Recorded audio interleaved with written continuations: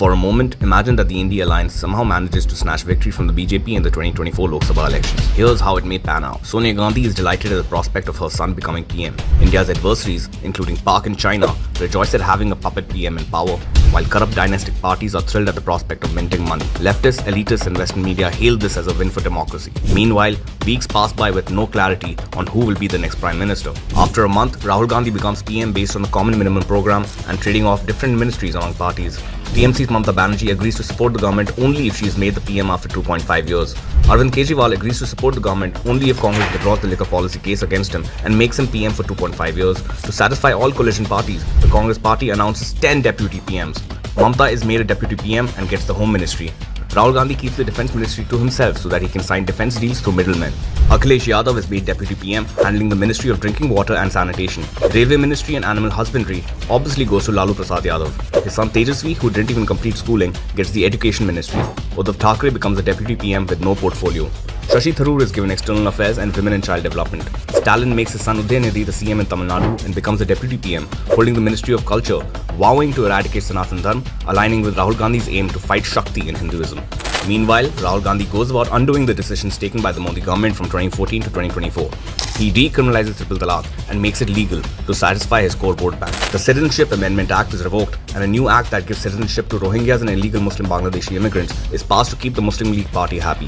Rahul then brings back Article 370 and 35A and makes them permanent provisions of the constitution through a presidential order, just like his great-grandfather did. He takes the territorial disputes over Jammu and Kashmir and Ladakh to the UN, just like his great-grandfather did. History textbooks are further secularized by leftists to glorify Mughals and the Nehru-Gandhi family. Aurangzeb and Tipu Sultan are hailed as the greatest rulers and embodiments of peace, while Shivaji is portrayed as a Hindu fascist. The PM Museum is restored as the Nehru Museum, and contributions of Bose, Patel and other freedom fighters are reduced to footnotes so as to portray the Congress as the only force that brought freedom to India. The head of Sardar Patel's statue in Gujarat is replaced with Jawaharlal Nehru's head. The Congress government also allows the construction of a mosque at the Ram Janmabhoomi site to uphold secularism. Consolidating the traditional vote bank on one side, Rahul Gandhi implements his caste census plan to divide Indians, especially Hindus, along caste lines and pits 90% against 10%. The 50% cap on reservations is removed and a quota system is implemented in both public and private institutions, completely killing whatever meritocracy was left in the system. After ensuring Indians remain divided on caste basis, Congress keeps fanning the north-south divide, exploiting regional fault lines. Separatist elements across India are emboldened, be it the Dravidianists in Tamil Nadu, the Khalistanis in Punjab or the Jihadis in Kashmir. Institutions like Niti Aayog and the GST Council that ensure states' rights and a sane policy making are scrapped. The Congress government brings back the obsolete Planning Commission, centralizing the policy-making process and returning back to Soviet-era 5-year plans. Instead of politics of development, Congress brings back the era of Nehruvian socialism while promising free money to people. Wealth creators are harassed with more and more taxes and license raj. Small companies and startups collapse because of the hostile business climate. Investors pull money out of India. India's ranking in ease of doing business and GDP growth nosedives. Stock markets go on a free fall. Millions go out of jobs and unemployment hits a record high. Inflation hits double digits, further worsened by freebie schemes and endless money printing, putting even Venezuela to shame. Excessive free money circulation leads to currency being held by people to lose all value, resulting in crores of families losing their entire life savings. People begin to queue up in front of government ration shops. With the press growing critical of the administration, the government imposes emergency. Indira Gandhi would have been proud. Civil liberties are suspended, press critical of the Gandhi family is attacked, and political opponents are jailed.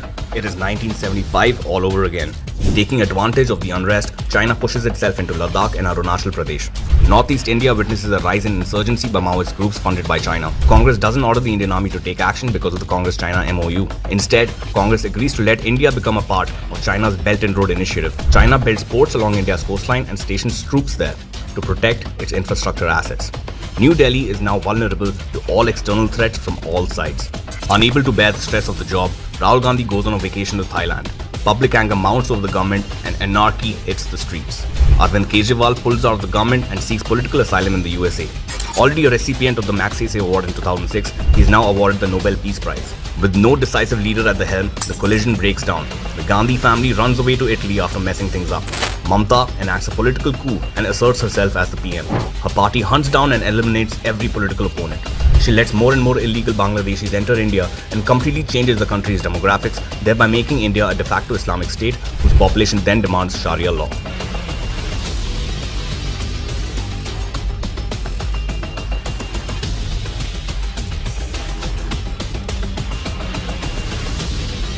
That's when you wake up and realize it was just a night. To prevent this nightmare from becoming a reality, vote for PM Modi, vote BJP.